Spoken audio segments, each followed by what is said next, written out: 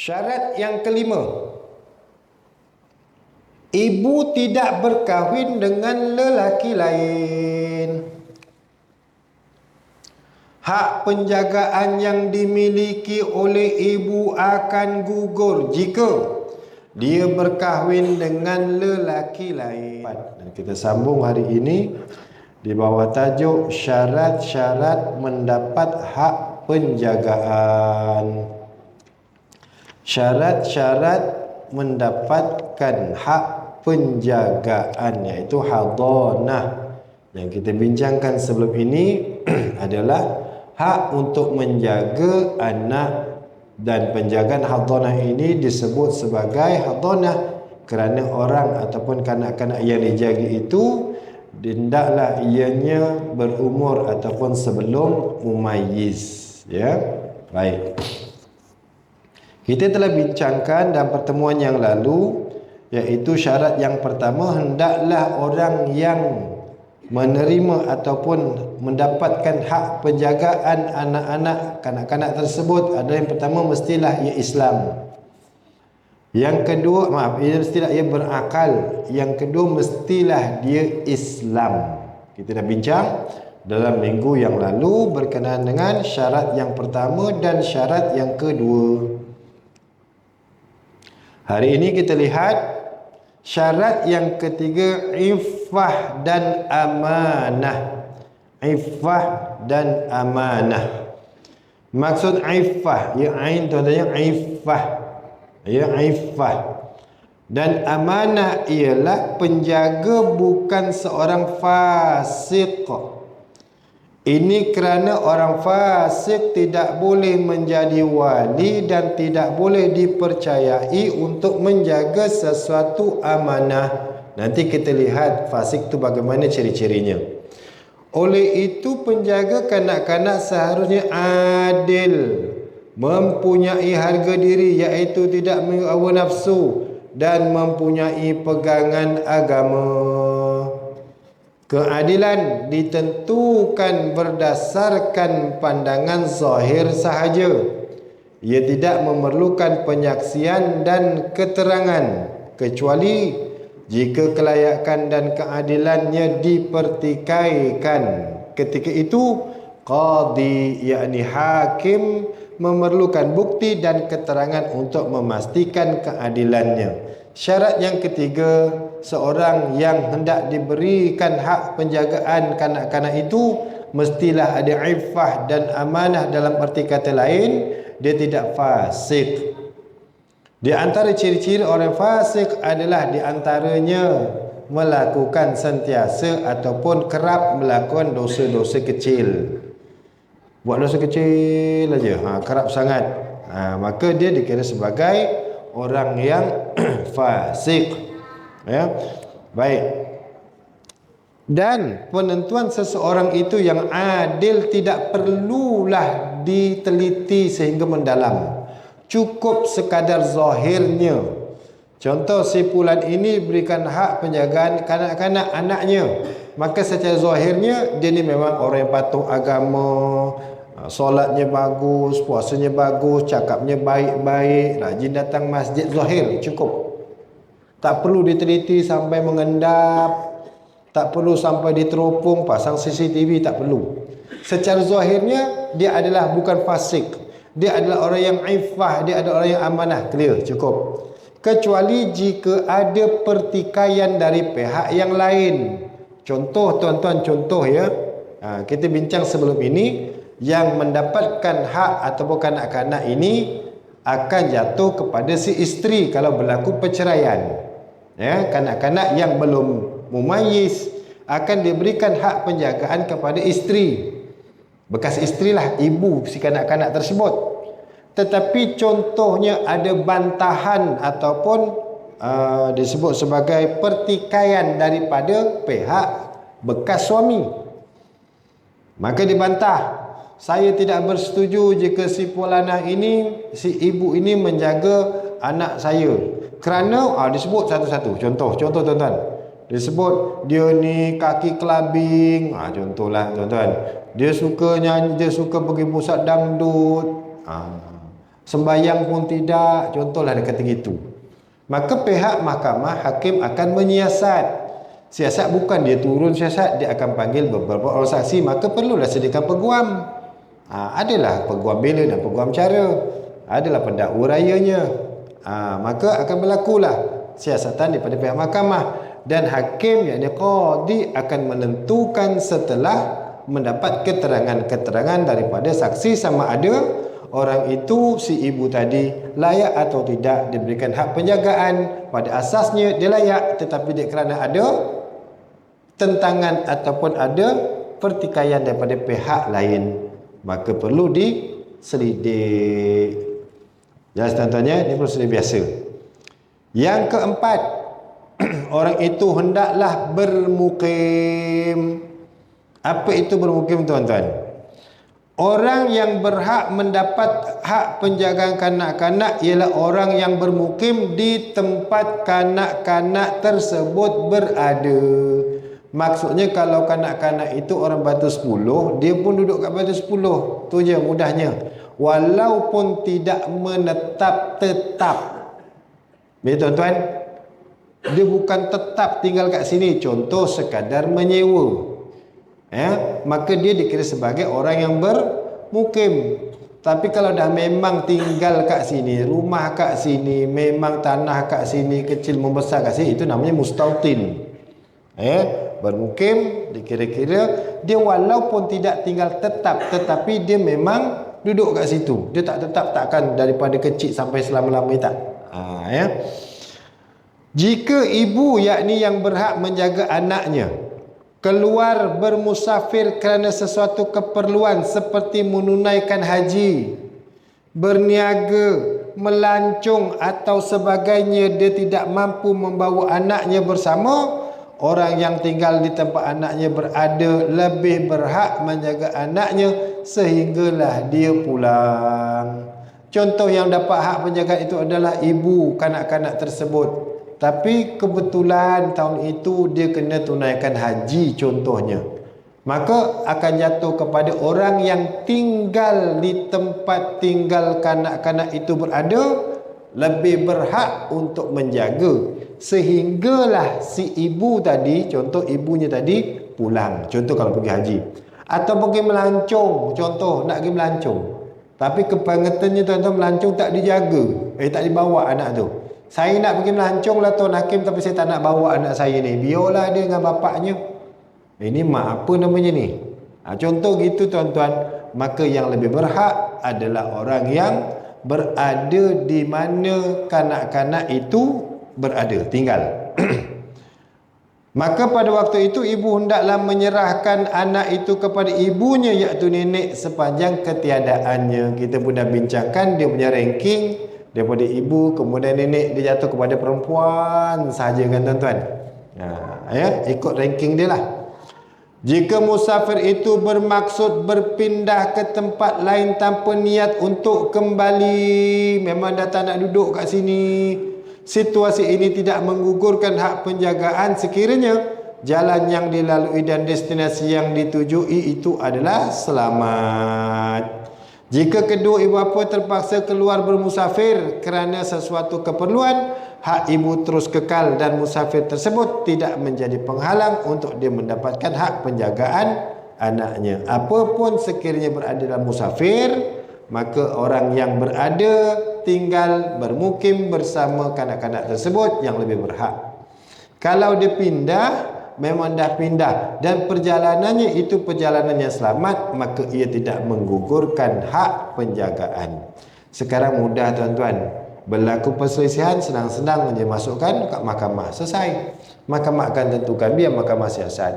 Tapi apapun, biarlah kita ada ilmu dalam perkara ini supaya tidaklah sikit-sikit mahkamah, sikit-sikit mahkamah.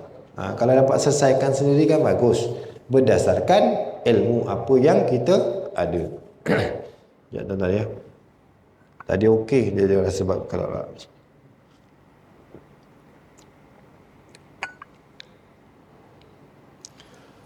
syarat yang kelima, ibu tidak berkahwin dengan lelaki lain. hak penjagaan yang dimiliki oleh ibu akan gugur jika dia berkahwin dengan lelaki lain, sekalipun dia belum disetubuhi oleh suaminya atau suaminya redha anak tirinya itu tinggal bersamanya. Maksud tuan-tuan, kita kembali kepada asal hak penjagaan kanak-kanak yang belum mumayyiz. Siapa? Kepada ibu kanak-kanak tersebut. Betul tuan-tuan? Kecuali ada halangan-halangan tertentu. Dia akan gugur hak penjagaan kepada ibu kanak-kanak tersebut kalau ibu itu berkahwin dengan lelaki lain. Dah bercerai, kemudian dah habis iddah, mula hak penjagaan dapat pada si ibu kanak-kanak tadi. Lepas tu dia kahwin lain. Bila kahwin lain, pihak mahkamah boleh menggugurkan hak penjagaannya. Tak boleh. Ya. Dia boleh gugur maksudnya. Jadi walaupun dia belum disetubui oleh suaminya, walaupun sekadar kahwin je, tak ada apa-apa pun ustaz, bak teman pun tak boleh. Ataupun suaminya redha anak tirinya itu tinggal bersamanya, walaupun suami baru tadi, tak apalah, anak you anak I juga. Suami baru cakap, tak kisah, duduk sama I pun tak kisah. Ini contoh filem lah tuan-tuan, contoh drama. Jadi macam tuan-tuan, hukum syarak menyatakan boleh gugur hak penjagaan kepada si ibu tersebut. Dalilnya sabda Rasulullah sallallahu alaihi wasallam, anti ahaqqu bihi ma lam tankihi. Kamu wahai si ibu, anti itu ibu, iaitu bekas isteri ya kepada suami yang pertama yang diceraikan itu. Ahaqqu bihi, lebih berhak dengannya kepadanya, iaitu kepada anak, malam tangkihi, selagi mana selama mana kamu tidak bernikah, tidak berkahwin. Maksudnya tuan-tuan, selagi isteri itu perempuan tadi belum berkahwin dan dia lebih berhak untuk menjaga anak kanak-kanak tersebut. Kahwin saja gugur hak tersebut. Dalil logik, yakni dalil akli. Dalam fiqh kadang-kadang dalil akli juga tuan-tuan, logik akal, yang menunjukkan gugurnya hak ibu apabila dia telah berkahwin dengan lelaki lain ialah dia akan sibuk menunaikan hak suaminya. Oleh itu tidak ada jaminan dia akan terus menjaga dan memberi perhatian kepada anaknya. Nampak tuan-tuan? Hukum syarak sampai ke begitu. Kau dah kahwin, sudah pastinya tumpuan lebih kepada suami baru kau. Maka tak mungkin kau dapat bagi tumpuan untuk menjaga anak kecil ini yang belum mumayyiz. Asalnya sifat seorang perempuan, sifat seorang ibu sudah pastinya ada lebih kasih sayang berbanding suami, berbanding lelaki. Itu asal logiknya bagi seorang perempuan. Tapi bila dah ada suami baru pula tu, macam mana tuan-tuan? Sudah pasti masanya lebih kepada si suami. Walau bagaimanapun terdapat keadaan yang dikecualikan daripada hukum ini. Baca pelan-pelan tuan-tuan. Yang pertama, bapa kepada anak dan suami kepada bekas isterinya, iaitu bapa tiri kepada anak, bersetuju supaya anak itu tinggal bersama ibunya. Faham tak ni? Keadaan ini mengekalkan hak ibu menjaga anak itu dan menggugurkan hak nenek. Contoh tuan-tuan, contoh. Si Timah ini bercerai dengan Abu. Dah bercerai dan dia ada anak kecil. Baru sebulan dah diceraikan. Baby tadi tu, contoh tuan-tuan, diceraikan. Dah cerai, hak penjagaan kepada siapa? Sudah pasti kepada ibu kanak-kanak tersebut, kepada Timah. Abu tak dapat hak penjagaan. Tapi dia tetap bagi nafkah. Itu clear tuan-tuan ya. Kemudian tak lama dah beredar pula, ada pula si Ali masuk meminang. Kahwinlah dia. Timah tadi kahwin dengan Ali, maksud Ali suami baru dia, suami baru. Dengan keadaan dia, si Timah ini ada anak kecil yang belum mumayyiz. Sebab hak penjagaan adalah kepada si Timah tadi. Tuan-tuan, apabila perempuan itu tak berkahwin lain, gugur ke tidak hak penjagaan? Gugur. Waktu tu gugur dan kena serah kepada siapa? Nenek dia. Nenek kepada baby tadi, ibu kepada ibu. Ya. Hari tu kita dah bincang 2 minggu lepas tentang dia punya ranking. Dan hukum ini terkecuali dengan beberapa keadaan. Yang pertama, jika si bapa kepada anak tadi, siapa bapa dia? Abu. Ya, Abu tadi kepada kanak-kanak tadi, anak Timah tadi, dan suami kepada bekas isteri. Siapa suami baru dia? Ali. Abu benarkan, Ali pun bersetuju. Abu cakap, tak apalah Timah, demi anak kita kau jagalah. Dan si Ali pun cakap, tak apa, aku pun suka dapat anak segera. Anak you, anak I. Clear tuan-tuan? Waktu ini hak penjagaan jatuh kepada siapa? Kepada si ibu kanak-kanak tadi, si Timah tadi. Boleh tak dia beri kepada nenek dia? Tak boleh. Sebab dah dapat lesen, keizinan daripada bapa kanak-kanak tadi, iaitu bekas suami. Dan juga suami baru kepada si Timah tadi. Boleh faham ya? Boleh ya? Minta maaf lah kalau nama sangkut. Nama aku disebutnya, tapi saya nama-nama popular tu Ali, Abu pun ada. Kat sini jarang lah nama Ali, nama Abu. Ya? Watak yang mudah kita sebut. Baik. Yang kedua, suami ibu yang baru, iaitu bapa tiri. Siapa dah watak tadi? Ali. Adalah kaum keluarga kanak-kanak itu, dan di kalangan mereka yang mempunyai hak penjagaan terhadapnya, sekalipun kedudukan dalam hierarki kekeluargaan agak jauh. Dalam keadaan ini, hak ibu menjaga anaknya tidak gugur jika suaminya bersetuju menjaganya. Maknanya si Timah ini kahwin dengan saudara lagi, saudara kepada baby tadi ni. Siapa nanti tengok contoh. Ini kerana suami tadi punya hak penjagaan terhadap kanak-kanak tersebut, iaitu anak tirinya.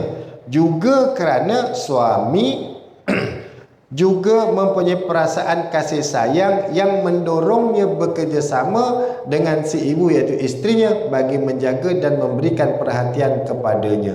Contohlah tuan-tuan, contoh. Abu dah bercerai dengan Timah tadi, Timah kena jaga anak dia. Kemudian Timah kahwin dengan Ali. Siapa Ali ni?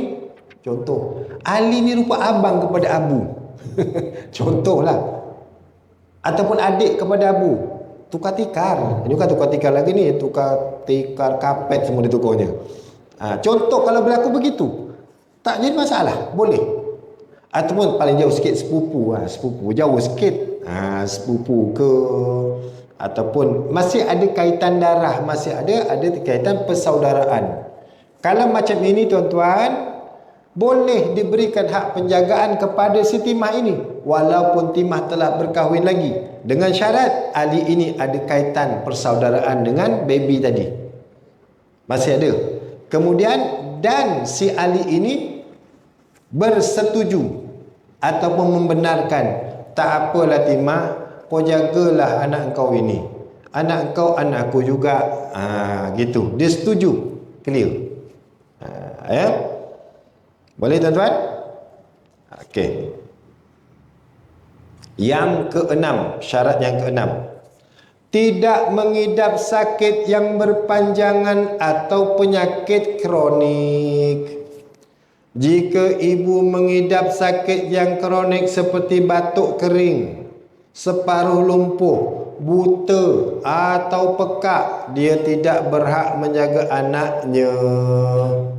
Ini kerana keuzuran dirinya menyebabkan dia tidak dapat menunaikan hak anaknya dengan baik. Kerana keuzuran itu, sakit itu menyebabkan terhalangnya untuk dia menjalankan tanggungjawab dia sebagai penjaga kepada kanak-kanak tersebut. Tak kiralah sakit apa pun, tetapi ianya berpanjangan. Janganlah ala seminggu sekali dia pening, itu tak ada, itu kan sakit berpanjangan. Maksud sakit yang berterusan.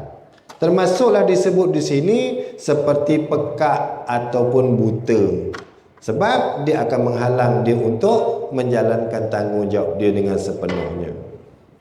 Ya tuan-tuan, jelas. Itulah dia 6 syarat yang membawa kepada seseorang itu, terutamanya yang kita bincangkan ada ibu kepada kanak-kanak yang belum mumayyiz tadi, untuk mendapatkan hak penjagaan, iaitu Islam, berakal, Islam, ifah dan amanah, iaitu adil dan tidak fasik. Maksudnya tidak konsisten, bukan orang yang konsisten buat dosa. Dosa-dosa kecil ya tuan-tuan. Bermukim, dan yang kelima, ibu tadi tidak berkahwin dengan lelaki lain, dan yang keenam, ibu tadi mestilah sehat mudahnya. Dia tidak mendapat ataupun tidak mengalami sakit yang berpanjangan ataupun sakit yang kronik. Itu 6 perkara. Baik, kesan tidak dapat memenuhi syarat penjagaan. Kalau tak memenuhi 6 syarat ini bagaimana? Apabila seseorang tidak dapat memenuhi salah satu daripada 6 syarat di atas. Bila syarat mesti semua komplit. 6 tu kena ada. Besok tuan-tuan, syarat sah solat semua kena ada baru sah solat tadi. Syarat untuk menyebabkan seseorang itu mendapatkan hak penjagaan ada 6. 6 kena ada baru boleh jaga. Macam mana kalau kurang 1, kurang 2, cuma ada 4 je lah tuan hakim, ataupun cuma ada 5, 1 je kurang. Contoh bagaimana tuan-tuan? Hak penjagaannya akan gugur dan berpindah kepada pihak yang selepasnya mengikut urutan, iaitu kepada nenek, iaitu ibu kepada ibu, kemudian adik-beradik perempuan, kemudian ibu saudara dan seterusnya. Adik-beradik ni adik-beradik siapa tuan-tuan? Dia nenek, lepas tu adik-beradik perempuan. Siapa adik-beradik siapa? Adik-beradik baby tadi. Sebab dia gunakan nenek. Nenek siapa? Nenek kanak-kanak. Kemudian adik-beradik perempuan baby tadi. Ada ke? Memanglah kita nampak macam tak ada. Boleh tak ada? Ada kakak dah umur 30 tahun. Boleh? Kemudian barulah ibu saudara. Ibu saudara siapa? Adik-beradik kepada ibunya. Boleh tuan-tuan boleh sebut nenek tu nenek siapa? Nenek kepada kanak-kanak tadi, iaitu ibu kepada timah. Clear? Kemudian adik-beradik perempuan. Adik-beradik perempuan contoh kakak. Kakak siapa? Kakak kepada kanak-kanak tadi. Kalau ada. Kalau tak ada, barulah jatuh kepada ibu saudara. Ibu saudara siapa? Bukan ibu saudara kepada timah tadi. Ibu saudara kepada kanak-kanak tadi, iaitu siapa? Barangkali adik-beradik perempuan kepada si timah. Timah adik-adik, maka dia boleh jaga ikut turutan. Jadi maknanya tuan-tuan, tak cukup 6 syarat, dia akan jatuh mengikut turutan yang kita dah bincangkan dalam pertemuan yang lalu. Baik, kita nak habiskan tajuk ni, lepas ni kita masuk tajuk baru. Bagaimana tidak dapat memenuhi syarat penjagaan dapat disahkan. Bagaimana tidak dapat memenuhi syarat penjagaan dapat disahkan. Seseorang yang tidak dapat memenuhi salah satu daripada syarat penjagaan dapat disahkan melalui salah satu daripada 3 cara berikut. Macam mana kita nak sahkan seorang ni tak cukup 6 syarat? Macam mana tuan-tuan? Siti Mah ni tadi, dia tak cukup 6 syarat tuan hakim. Dia cuma ada 5 syarat. Dia cuma dapat 4 saja. Jadi macam mana tuan-tuan? Macam mana caranya untuk mengenal pasti bahawa si ibu tadi tidak layak untuk menjaga kerana kurang syarat-syarat tadi yang 6. Macam mana kita nak tentukan? Pertama, pengakuan penjaganya iaitu ibunya. Jika ibu mengakui dia telah berkahwin lain atau menghidapi penyakit kronik dan berpanjangan, hak penjagaannya gugur. Dia cakap, aku sebenarnya dah kahwin lagi. Gugur pengakuan. Aku sebenarnya ada penyakit sekian. Dia bagi tahu pengakuan. Dalam hukum Islam pun menentukan suatu hukum, di antaranya pertama adalah pengakuan daripada orang yang dituduh. Gitu. Bila ngaku aja confirm, tak payah saksi sebab pengakuan daripada dia. Jadi dalam perkara ini pun begitu. Siti Mah tadi ngaku, ya saya dah kahwin lagi. Maka gugur. Yang kedua, dakwaan dan protes. Apabila ada orang yang mendakwa penjaga kanak-kanak itu tidak dapat memenuhi salah satu syarat penjagaan dan dikemukakan dengan bukti yang kukuh, ketika itu hak penjagaan penjaga itu akan gugur. Ini yang disebut sebagai ada sebut bantahan. Bila begitu, wahai Timah, kamu mendapat hak penjagaan kanak-kanak ini. Tiba-tiba, contohlah tuan-tuan, bekas suami membantah. Tuan Hakim, contohlah kalau berlaku, saya membantah. Kenapa? Dia nyatakan, dia ni sebenarnya dah kahwin lagi dah. Contoh gitu. Dah kahwin lagi. Maka dah kahwin, gugur. Dia ni sebenarnya ada penyakit. Apa buktinya? Dia bawakan doktor, dia cek, rupanya betul penyakit yang berpanjangan, yang tak boleh sembuh dan menyebabkan dia jadi kurang perhatian untuk menjaga kanak-kanak tersebut. Maka boleh. Itu namanya sebagai pendakwaan dan protes. Dan yang ketiga, ketetapan qadhi. Jika hakim atau qadhi, tuan-tuannya, qadhi di sini makna hakim, tuan-tuannya. Cuma kita dulu tuan qadhi kita panggil, bukan tuan-tuannya. Qadhi sekarang tu bagi sebagai pegawai tadbir agama. Ni qadhi ni disebut sebagai hakim. Meragui syarat-syarat yang ada pada penjaga kanak-kanak itu dan dia bertindak mencari kepastian. Apabila dipastikan penjaga itu tidak memenuhi salah satu daripada syarat penjagaan, dia hendaklah menggugurkan hak penjagaan penjaga tersebut. Contoh, hakim pun confused tengok Siti Mah tadi ni. Aku tengok engkau ni, kau sembahyang ke tak ni? Contohlah tuan-tuan, tengok puasa pun tak pernah, sembahyang pun tidak, gelandangan, contoh tuan-tuan. Hakim pun rasa confused, dia siasat-siasat. Maka dengan ini kuasa yang ada pada hakim, pada qadhi, dia tidak membenarkan supaya Timah ini menjaga anaknya yang kecil. Diserah pada siapa? Diserah kepada ibu kepada Timah. Itu pun tengok je kalau ada bantahan, maknya lagi teruk tuan hakim, contohlah, dia akan jatuh ikut turutan. Dia tak sampai kepada bapa terus. Baik. Selesai. Itulah perbincangan kita dalam tajuk Al-Hadanah. Apapun tuan-tuan, bila sebut penjagaan kanak-kanak itu sebagai hadanah, ini berlaku apabila berlakunya perceraian di antara suami dan isteri. Mana mungkin kalau suami dan isteri hidup aman damai nak sibuk cari hak penjagaan? Tak ada, tak ada. Hidup cantik aja. Ni kita nak tengok siapa yang berhak menjaga. Tak, tuan-tuan. Dia hanya berlaku apabila berlaku perceraian. Dan paling utama, jika kanak-kanak itu nama pun hadanah, iaitu kanak-kanak yang belum mumayyiz, maka dia akan jatuh kepada ibunya. Kalau dia dah mumayyiz, maka hakim akan panggil semula dan akan ditanya kepada kanak-kanak tersebut, kau nak ikut siapa? Nak ikut mama ke ikut papa? Nak ikut ibu ke nak ikut ayah? Sebagaimana yang dilakukan oleh Nabi SAW dulu. Yang ditentukan mengikut kehendak atau keputusan daripada anak tersebut, tetapi anak itu yang telah mumayyiz. Selesai. Mudah. Duk jangan gaduh-gaduh. Ya, kita tak gaduh tuan-tuan, tapi kadang-kadang kita tengok pada masyarakat, ya, dia tak ikut prosedur, tak ikut pun kaedah, tak ikut apa yang digariskan oleh hukum syarak. Maka itu yang berlaku cacah merbah dalam keluarga. Walaupun telah berlaku perceraian, hak kepada anak, tanggungjawab kepada anak tetap berterusan.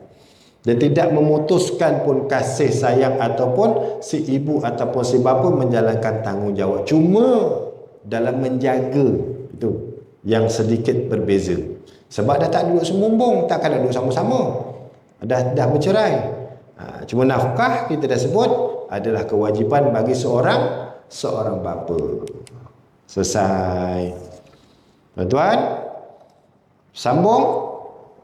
Ini dia. Kita masuk tajuk bab yang ke-16. Sekejap ya, tekak pun dah kering, kita basahkan dulu.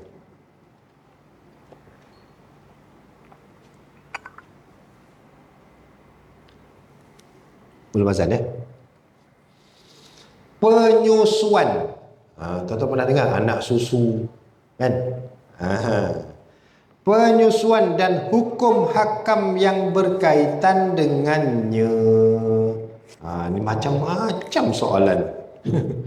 Aduh ya Allah. Macam mana ya tuan-tuan? Pernah tak menyusukan orang? Yang lelaki tak pernah menyusukan orang lah. Pernah tak kalau ingat-ingat dulu isteri, ada nyusukan anak orang lah. Cukup pun tidak dia punya bilangan, dia punya kuantitinya. Dan apakah hukum hakam yang berkaitan daripadanya? Kita akan bincang selepas azan. Silakan azan.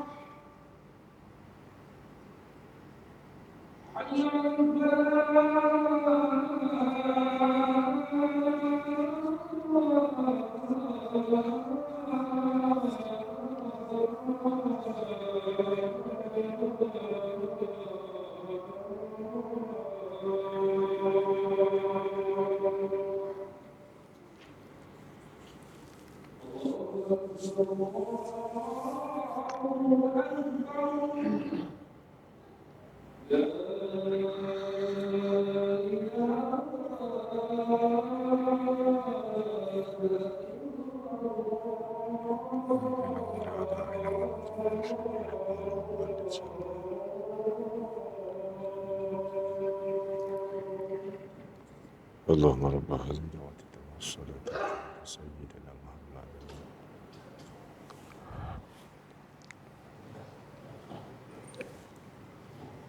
Baik tuan-tuan dan puan rahimakumullah, kita masuk tajuk sedikit saja untuk kita buka tajuk ini supaya kita rasa tergantung tajuk ini dan kita nak datang minggu depan. Takrif penyusuan. Penyusuan disebut sebagai ar-radha' atau ar-radha'ah. Dari segi bahasa ialah nama perbuatan menghisap, tuan-tuan baca sendiri itulah ya, payudara lah tuan-tuan, dan meminum susunya. Itu namanya radha'ah. Kalau minum pakai cawan, minum pakai botol, itu tak jadi. Asasnya, asas. Nanti ada hukum lain macam mana kalau diperah tu cerita nanti tuan-tuan ya. Asasnya begitu. Dia kena hisap payudara tersebut. Penyusuan daripada istilah syarak ialah nama perbuatan yang dilakukan untuk mendapatkan susu seorang perempuan atau susu yang masuk ke dalam perut atau mengesani otak seseorang kanak-kanak. Maka disebut syaraknya dapatkan susu daripada seorang perempuan dan masuk ke dalam perut kanak-kanak dan memberi kesan kepada otak tersebut. Jadi tidak disebut sama ada pakai botol ke, pakai pam ke dan sebagainya. Tapi makna dari segi bahasa dia kena hisap. Tetapi dari istilahnya mendapatkan susu daripada seorang perempuan dan kemudian susu itu masuk ke dalam perut kanak-kanak. Kanak-kanak tuan-tuan ya, dah dewasa tak kira. Atau ianya memberi kesan kepada otak kanak-kanak tersebut. Jelas ya? Maksudnya kanak-kanak minum susu ibu. Ibu siapa tak kira, yang penting orang. Kalau minum susu tepung tak jadi. Minum susu formula itu tak jadi ibu susuan. Kalau tak penat cek tuan-tuan, nak cari lembunya kat mana. Dalil disyariatkan penyusuan daripada segi syarak hukum seorang perempuan menyusukan bayi yang bukan anaknya adalah harus. Ini kerana ia telah diamalkan sebelum dan selepas kedatangan Islam. Islam memperakuinya dan tidak mengharamkannya. Sebelum datang Islam pun orang dah mula menyusu dengan orang lain. Dan begitu juga Nabi pun menyusu dengan orang lain. Kan? Ibu Nabi menyusu dengan Suwaibatul Aslamiyah. Kemudian Nabi menyusu dengan Halimatus Sa'diyah. Maksudnya, boleh tak orang perempuan menyusukan untuk orang lain, anak orang lain? Hukumnya harus. Ini kerana dalam sesetengah keadaan ia memberikan kebaikan dan memenuhi keperluan tertentu, seperti ketika ibu bayi tersebut meninggal dunia ataupun ibu tersebut mengidap sakit yang menghalangnya daripada menyusukan anak. Keadaan ini memerlukan wanita lain menyusukan anaknya bagi meneruskan survival ataupun hidup anak tersebut. Jelas tuan-tuan? Apa pula hukum seorang perempuan menyusukan anaknya sendiri? Dia lahirkan anak, ada baby, wajib ke tidak dia menyusukan anaknya? Tuan-tuan, wajib tak? Tak tahulah Ustaz, dah lama dah. Dah lama tapi tuan-tuan ada cucu nanti. Kena tahu. Nanti ya, nanti masuk tajuk kat belakang nanti. Baik, dalilnya. Dalil harus penyusuan adalah firman Allah Ta'ala, wa in ta'asartum fasaturdi'u lahu ukhra. Dan sebaliknya jika kamu iaitu daripada kedua pihak mengalami kesulitan, maka bolehlah perempuan lain menyusukannya. Wa in aratum an tastardiu auladakum fala junah alaikum. Dan jika kamu hendak beri anak-anak kamu menyusu kepada orang lain, maka tidak ada salahnya bagi kamu. Maksudnya, kalau kita nak bagi anak kita menyusu ke orang lain, kata Allah, fala junah alaikum. Tak mengapa, boleh. Tak jadi masalah. Baik, boleh nampak soalan kat sini. Adakah ibu wajib menyusukan bayinya atau ia adalah hak ibu? Ini soalan tuan-tuan saya tadi. Tuan-tuan, isteri tuan-tuan bersalin, ada baby, wajib ke tidak si ibu tadi menyusukan anaknya, ataupun ia adalah hak kepada ibu? Apa hak kepada ibu? Mari kita baca. Ya. Selama ni habis dipaksanya isteri untuk menyusukan anak. Tengok hukumnya tuan-tuan. Jika kamu mengatakan ibu wajib menyusukan bayinya, ia bermaksud ibu wajib melakukannya sama ada dia rela ataupun tidak. Ibu wajib menyusukannya selagi dia mampu melakukannya serta tiada keuzuran dan sebab-sebab syar'i yang menghalangnya. Ini belum jawapan tuan-tuan ya. Ini belum jawapan. Sebab dia tanya, jika kamu kata, kalau kita katakan ibu wajib, apa jua keadaan ibu mesti menyusukan anaknya? Dan apa jua keadaan? Uzur ke apakah kena buat? Ya. Jika kamu mengatakan penyusuan adalah hak ibu, ia bermaksud ibu boleh menentukan pilihannya sendiri. Jika dia memilih untuk menyusukan anaknya, suami dan orang lain tidak boleh menghalang. Dia nak susukan, suami tak bagi. Suami tak boleh menghalang. Contoh suami kata, tak payahlah, tak boleh. Kalau hak menyusu itu, hak menyusukan anak adalah hak ibu, maka si ibu bila kata aku nak susukan, orang lain tak boleh halang. Tetapi jika dia tidak mahu melakukannya, suami mesti mencari seorang ibu susuan lain untuk menyusukan anaknya. Jelas tuan-tuan? Yang pertama tadi, kalau kita katakan wajib, maka si ibu kena susukan apa juga keadaan sekalipun.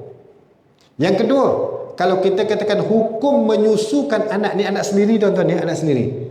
Kalau kita katakan itu hak isteri lah ustaz, itu hak si ibu. Maka kalau ibu baby tadi kata aku nak susukan anak aku ini, maka si suami, maka orang lain tiada hak untuk menghalang.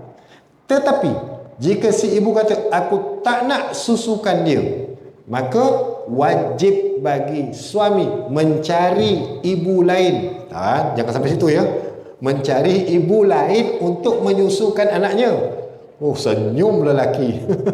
Mencari orang lain untuk menyusukan anaknya tadi. Bukan cari isteri lain. Mencari ibu yang sedang menyusukan anak supaya menyusukan anaknya. Ini kalau salah sebut kan ustaz, lain macam. Boleh tuan-tuan ya? Masuk wajib si suami. Kalau si ibu tak nak menyusukan anak. Baik, mana keadaan yang kita nak ambil? Apabila perbezaan di antara wajib dan hak jelas, persoalannya, apakah kedudukan sebenar masalah ini? Adakah ia merupakan hak atau kewajipan? Kewajipan ibu. Fatwa dalam mazhab Syafi'i menyatakan, ni yang kita belajar, bahawa penyusuan adalah hak ibu, bukan kewajipan. Apa tuan-tuan? Hak ibu terpulang kepada ibu. Kau nak susukan ke ataupun kau tak nak susukan. Kalau sebut hak ibu, maka kalau dia nak susukan, ada tak siapa boleh menghalang? Tak boleh. Walaupun suami sendiri. Kalau dia tak nak susukan pun boleh, tetapi suami kena cari susu lain. Betul-betul. Kau cari ibu lain suka. Dan dia boleh menyusukan anaknya apabila dia mahu. Ia bukanlah kewajipan ke atasnya. Tuan-tuan, ibu tidak diwajibkan menyusukan anaknya, melainkan Jika tidak ada orang lain yang boleh menunaikan tanggungjawab tersebut, ketika itu ibu wajib menyusukan anaknya kerana keadaan terpaksa, itu darurah. Contoh, si ibu kata saya tak nak susukan anak ini. Si suami pun carilah siapa yang boleh susukan anak aku. Masuklah WhatsApp, belas satu kampung, tak ada siapa sudi nak susukan anak dia. Maka pada waktu itu barulah jatuh hukum wajib, si ibu kena bagi susu pada anak. Kalau tak, nak makan apa? Ya. Itu belum cerita nanti boleh ke dia claim pada suami untuk dapatkan bayaran. Ada tuan-tuan? Apa ayatnya? Dia boleh dapatkan bayaran sebab siapa yang wajib memberi nafkah kepada anak? Suami. Suami boleh keluarkan susu ke? Tak boleh. Yang keluarkan susu adalah isteri. Maka isteri boleh minta tuntut bayaran. Minta bayaran. Bang, 1 bulan kira 5 tong susu. Wah, letih lah. Diklaim anak 10, letih tuan-tuan. Jadi tuan-tuan yang ada isteri anak kuliah, jangan kecil dengan isteri. Nanti diklaim. Itu nantilah tajuk lain. Baik. Jadi tuan-tuan, menyusu ini, menyusukan anak sendiri tuan-tuan, anak orang lain harus. Contohlah susu dia orang perempuan yang bagus-bagus kat kampung, akhlaknya bagus, anaknya bagus-bagus, jadi orang menumpang susu. Assalamualaikum, nak bawa anak, susukan anak. Betul tuan-tuan, kita tak pernah buat. Cuba boleh buat. Bawa anak, Assalamualaikum, nak susukan anak. Uish, kau ni senang-senang. Bayarlah. Bayar je, tak ada masalah. Boleh pun. Halimatus Sa'diyah ambil upah nyusukan anak orang. Ambil upah. Dia ni susunya lebat. Susunya lebat, masuk Allah bagi anugerah subur. Setelah nyusukan Nabi lagi lebat. Sebab tu dia orang Arab Quraisy susukan anak dia kepada Halimatus Sa'diyah dan dibayar upah. Rasa kat kampung ni tak ada lagi buat perniagaan. Mengambil upah susu anak. Tak ada. Baik. Sikit lagi tuan-tuan, saya habiskan kat sini biar tak tergantung. Dalil penyusuan adalah hak ibu. Jadi hukumnya tuan-tuan, menyusukan anak adalah hak kepada ibu, bukan kewajipan. Tetapi dia boleh berubah menjadi wajib jika keadaan berubah. Contohnya, hak kepada ibu, kalau si ibu tak nak susukan anak, jika si ibu menyusukan anak, maka orang lain tak boleh halang. Jika si ibu tidak mahu menyusukan anaknya, maka si suami tak boleh paksa. Kau jangan jadi isteri derhaka, kau kena susukan anak kita. Tak tuan-tuan, jangan macam tu. Maka si suami kena cari orang lain supaya anak tadi menyusu. Kena cari supaya anak menyusu. Tak jumpa, barulah kita bagi hukum wajib kepada si ibu untuk menyusukan anak. Sekarang tak jumpa susukan anak. Banyak kat pasar raya ibu susuan dalam tong, dalam bekas, berbagai jenis jenama. Ada ibu namanya Lextogen, ada ibu namanya, ibu susuannya namanya Dumex. Apa lagi? Yang mahal tu, kecil-kecil mahal tu. Kan? Itu tak masuk tuan-tuan ya. Tapi yang penting untuk kesinambungan hidupnya kanak-kanak tadi, maka kewajipan bagi si suami untuk mencari susu untuk anaknya. Dalil yang pertama, wal walidatu yurdi'na auladahunna haulaini kamilaini liman arada ayyutimma ar-radha'ah. Ibu-ibu menyusukan anak-anaknya haulaini kamilaini, 2 tahun sempurna. 2 haul. Yang kita sebut zakat dah cukup haul, tu haul tu masuk 1 tahun. Kalau haulain, 2 haul. Jadi maknanya tuan-tuan, menyusukan anak ni yang syar'i dalam Quran sebut 2 tahun. 2 tahun sempurna, 2 tahun qamariyah. Liman arada ayyutimmar radha'ah. Siapa yang nak menyempurnakan susuan anaknya tadi. Siapa yang nak? Dia tidak jatuh wajib. Siapa yang nak sempurnakanlah 2 tahun. Gitu. Wa in ta'asartum fasaturdi'u lahu ukhra. Ini dah kita bincang tadi. Jika berlaku kesulitan, maksud tak dapat nafsukan anak, maka bolehlah perempuan lain menyusukannya. Contohlah si ibu tidak sihat, maka orang lain boleh susukan anak. Fa in arda'na lakum fa'atuhunna ujurahun. Ni. Kemudian jika mereka menyusukan anak untuk kamu, bukan menyusukan untuk kamu, ini kan habis macam ni. Fa in arda'na lakum, jika perempuan itu menyusukan bagi kamu, maksudnya menyusukan anak bagi kamu, anak kamu, fa'atuhunna ujurahun, maka berikanlah kepada mereka, yakni isteri, ujurahun, upah mereka. Ni saya sebut tadi. Anak tu anak siapa? Anak suami. Maka si isteri menyusukannya untuk siapa? Untuk anak suami. Maka boleh tak? Boleh. Bagi upah. Boleh bagi.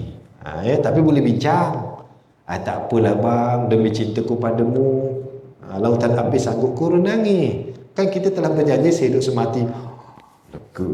Tuan-tuan balik nanti tanya ya. Anak kita ni 8, dulu tak pernah pun bincang. Kita buat akad lah kat sini. Ustaz cakap tadi boleh nak claim. Macam mana? Tak apalah bang, benda dah lepas. Alhamdulillah. Kalau dikira 2 tahun tuan-tuan, 24 bulan. 1 bulan 1 tong cukup. Lextogen berapa ringgit? Ada 8 orang anak. Pengsan tuan-tuan. Ya, sebab tu kena baik-baik dengan isteri. Ayat di atas menjelaskan bahawa penyusuan adalah hak ibu, bukan kewajipan. Habiskan ya.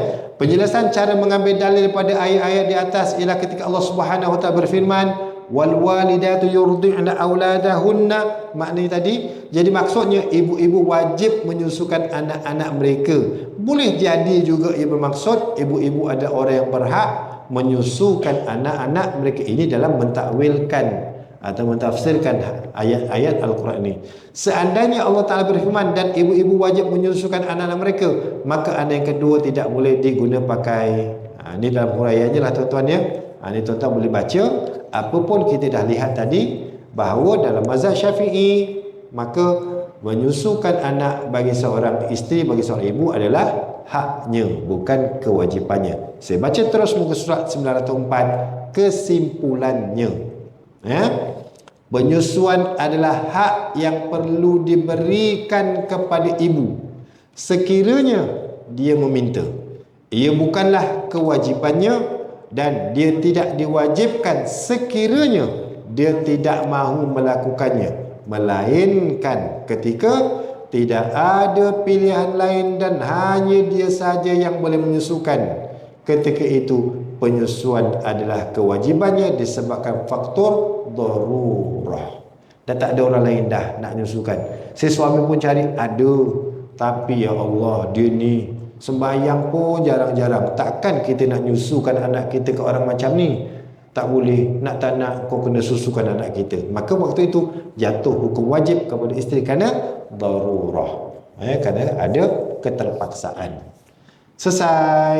Nanti kita akan bincang kesan secara langsung penyusuan adalah hak dan bukannya kewajipan, dan kita akan bincang nanti apakah kesan-kesan apabila seseorang kanak-kanak menyusu kepada perempuan yang bukan ibunya.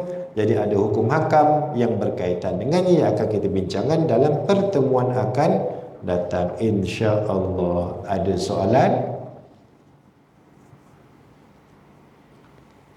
Tak ada ya? Baik tuan-tuan yang dikasihi dan dirahmati Allah, kita dapat surat ataupun arahan daripada pihak Jabatan Agama Islam. Kita akan adakan solat sunat hajat dan berserta kunut nazilah 7 malam bermalam ni kan dia? Mula malam ni? Ke dah malam semalam? Mula malam ni kan? 7 malam. Dia tak wajib. Dia tak wajib.